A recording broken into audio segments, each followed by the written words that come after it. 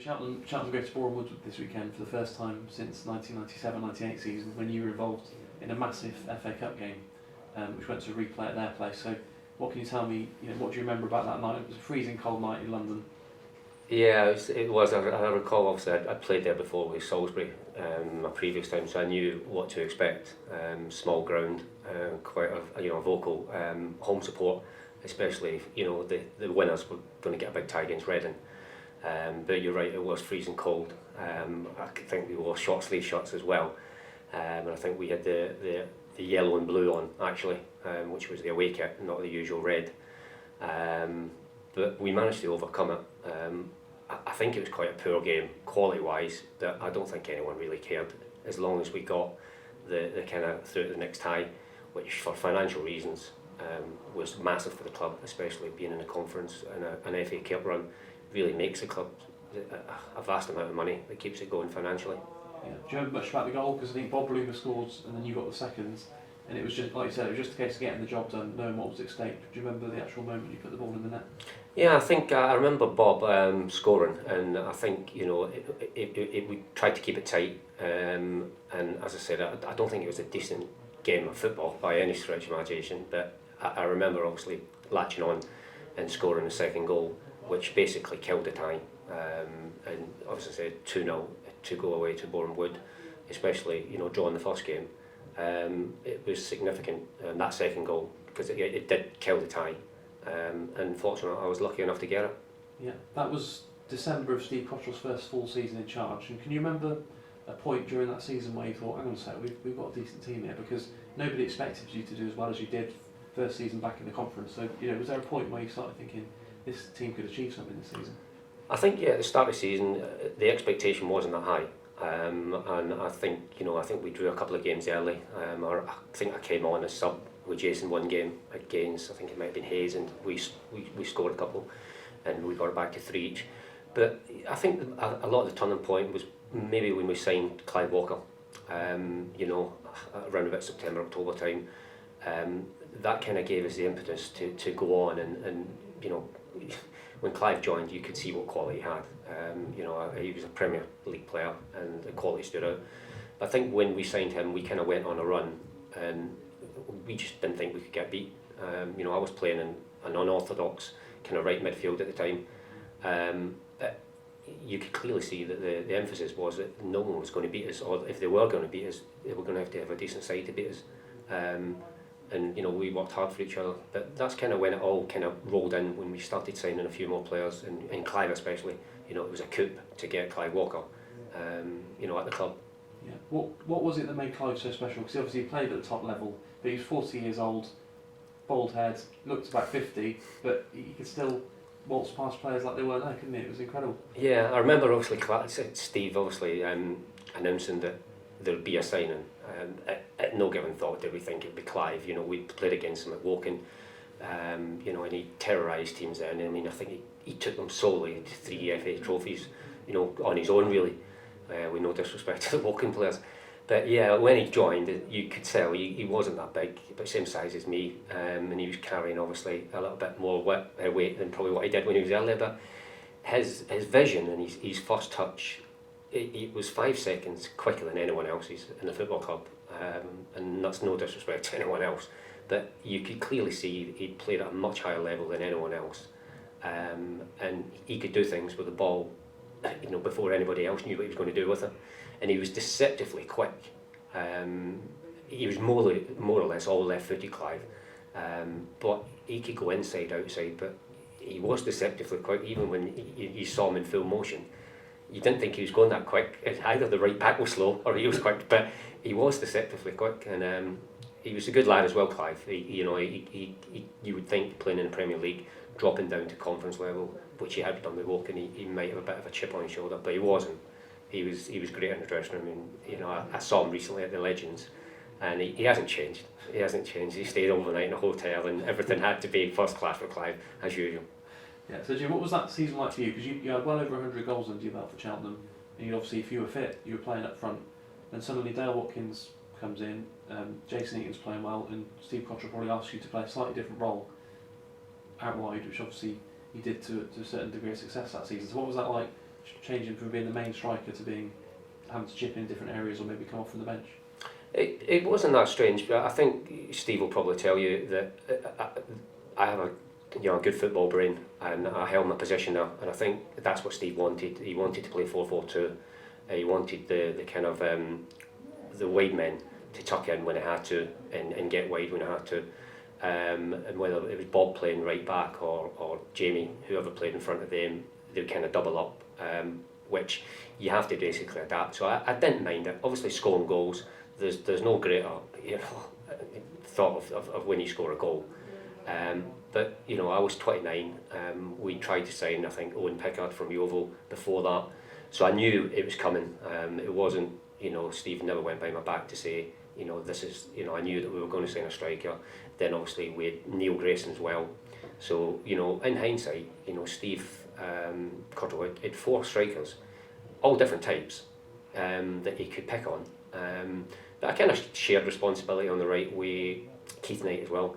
I know that I got injured and Keith stepped in, and then I couldn't get back in for a long time, and then kind of Keith missed the game, and the Wembley game, obviously I came on for Keith, and so it was mixed emotions. But as I say, when you get to that age, 29, 30, and you know that strikers are coming in, and I'd had 7 good years at Cheltenham, so I wasn't disappointed not to be involved, up front.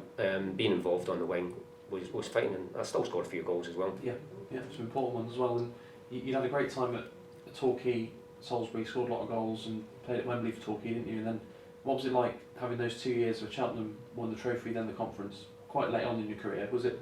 Did you think that was ever going to happen to you in your career? To be part of the championship winning team with the conference? I don't think anybody. I mean, come back to Clive Walker. Clive Walker would always say, when we were on the FA Trophy trail, getting to Wembley is unbelievable. And I used to say, well, I've been as well, Clive. But it is, for any player to say, I've played at Wembley, it's the pinnacle of their career. It's such an amazing feeling walking out. And I think that when we got through the first couple of rounds, in the trophy, the momentum was that we were going to get there. And the games at the end of it against Dover and that, again, they were pretty poor games, even though we won. I think we won at home 2-1, 2 late goals, and then I think we got a good a win away. Dale scored a couple of goals over there, or Jason. But yeah, when we got on that momentum, we knew then that things were starting to click into place.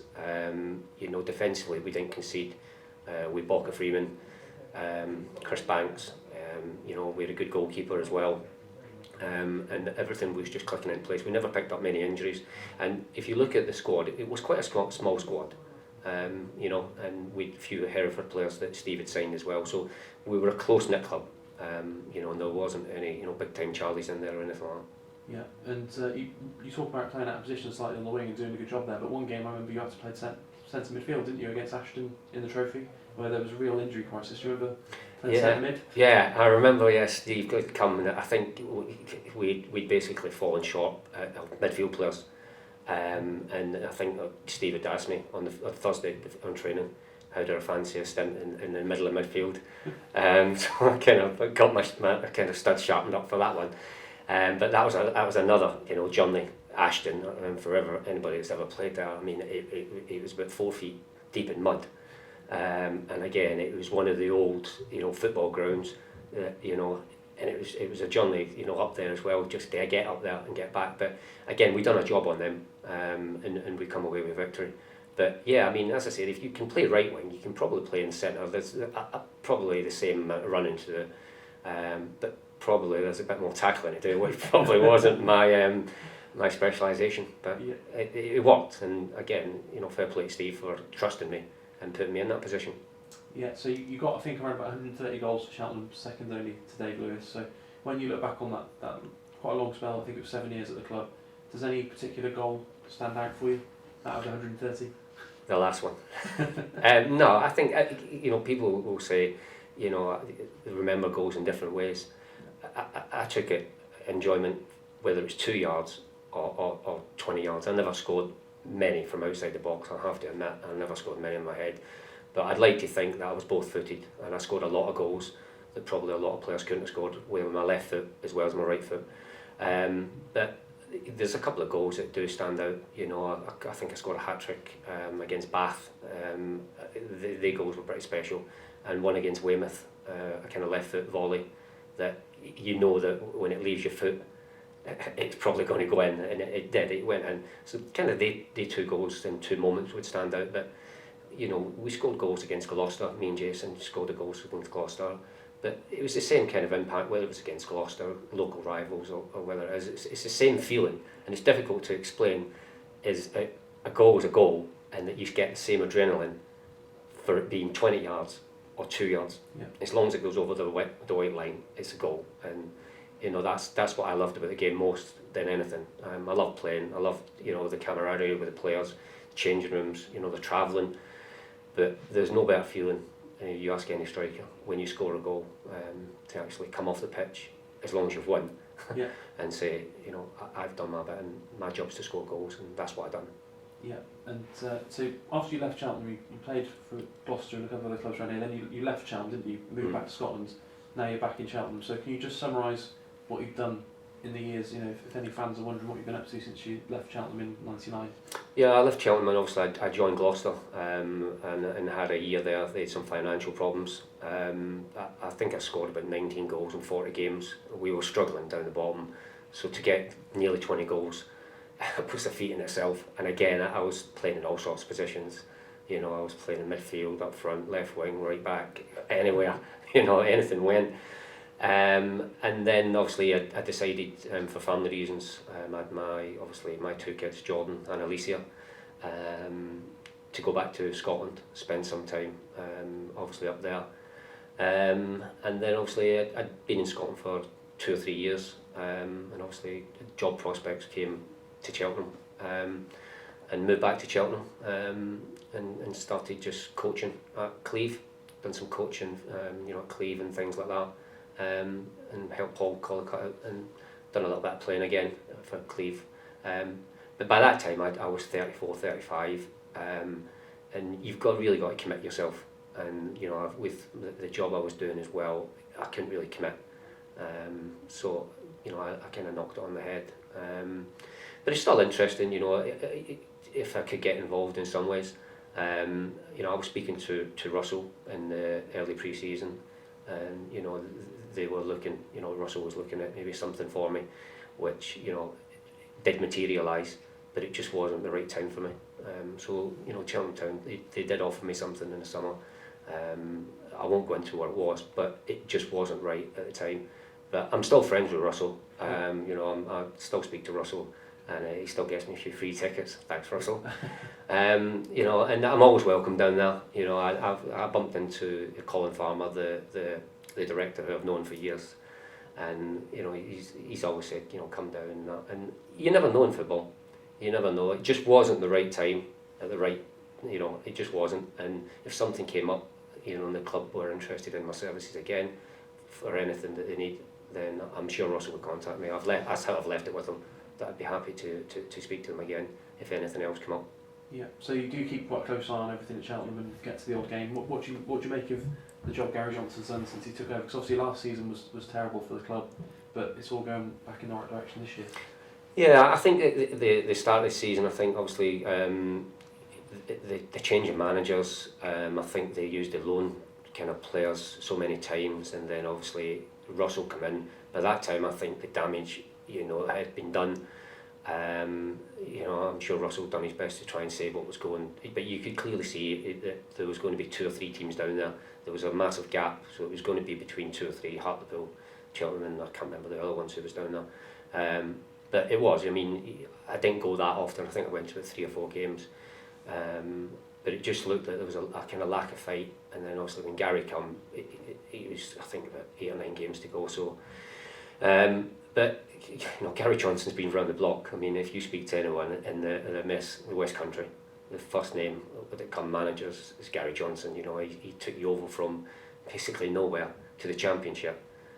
Bristol City, you know, he must have looked at it and thought he now knows what he needs for the conference.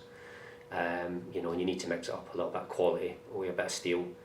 And looking at, you know, I've been to 2 or 3 games, looking at the performances he's got now, it looks like they can score goals. Whereas last year, it looked like they were going to concede goals, but they couldn't score goals, so there was a kind of bad recipe. But this year it looks like Gary's actually gone and bought some strikers that just love to score goals, and you can see, you know, that's what they're doing. But again, you know, Forest Green are up there as well, so there's still a long way to go. You know, and the conference is such a hard league to get out of. You know, anybody that's played in the conference, or anyone that's played lower, whether it's, you know, in the Western League or even the Northern Senior League, you know, they'll tell you it gets harder and harder as the time goes on, and you know, getting to the winning post is not easy. But I'm sure Gary and Russ will be, you know, installing that into the players, which it looks like they are doing, because they're on an unbelievable run. Yeah. But when you look back to the season Cheltenham won the conference under Steve Cottrell, what do you think were the key ingredients to that success? Because obviously you've done well the previous year, got to the trophy final, won at Wembley, strengthened the squad a bit. It was just, but it was still, it wasn't much of a difference from the team that played in the Southern League and struggled to get promoted from that. So was it just one or two key additions, or was it Steve Cottrell's management? I think Steve's got to take a lot of credit for it, because obviously, you know, we'd been not struggling, we'd always been up there, but the additions that he made, you know, with Clive and Neil and a few of the ex-Hereford players, it gave us a bit more steel, and to get out of the conference, you do need that. You know, we had fantastic ball players, you know, like Archie Howells, Keith Knight, you had Clive, you had Chris Banks, you know, you had myself, Russell, and a few of the others. But we signed a few, you know, players that had been around the block, like Neil, Dave Norton, Richard Walker, and obviously we had Walker Freeman beside Chris Banksy. So there was a kind of steel right through the side that basically led us to believe that, yeah, we could play football, but we could also mix it as well. And the dressing room we had at that time, you know, you had unhappy players not playing. That happens in the Premier League. But I don't recall there being any massive bust-ups or you know, bad apples, you know, trying to mix it up and getting a bad attitude. You know, yeah, you weren't happy if you didn't play, but the team came first, and you could clearly see, and that's really, you know, what got us out of the conference, was a bit of both, a bit of steel, a bit of ability. But you know, Steve's got to take a bit of you know, admiration for that as well as Gary's doing as well. You know, they haven't just turned up and gone on this winning run for nothing. He's obviously got them going and got them believing that they're the best side in there, and long may it continue. Yeah, and you obviously played for Cheltenham in such a progressive period. Do you still get people coming up to you now in the town, recognised, and want to chat to you about football because you don't have such a big impact? Yeah, you do. I mean, it's still nice to walk down the street and some say, oh, you know, it's usually what I get now is, oh, my dad watched you, you know, and or you know, I still know a lot of the Warden lads who, you know, because I live on Priors Road, so I still see a lot of the Warden lads, and you know, we drink in the same pub, and you know, sometimes there is an outbreak of Jamie Smith, you know, and you sit in the corner and think, okay, that's fine, that's enough now. But you know, they're all lads who come and watch me when they were 12 and 13 with their dads, and you know, they're all nice guys as well, and it's always good to have a chat, and sometimes they remember more than me, you know, and you'll go, yeah, I remember that. But no, it's nice. I mean, as I said, Cheltenham was a big part of my life. I lived in Cheltenham, you know, I still live in Cheltenham. My kids went to school in Cheltenham.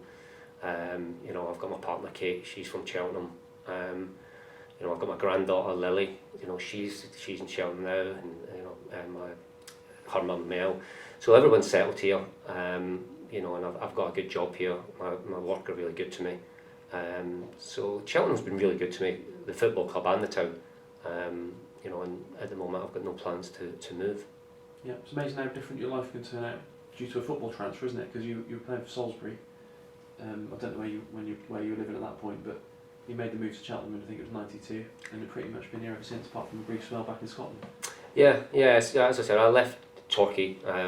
You know, I had a quite serious injury where I had a knee operation and thigh muscle, and dropped out to Salisbury, and just went on an unbelievable run of goals. I think I scored 46 goals, and the manager at the time, Lindsay Parsons and Colin Farmer, came down and watched me, and I probably played the worst I've played all season, and they probably turned away and thought, what are we looking at him for?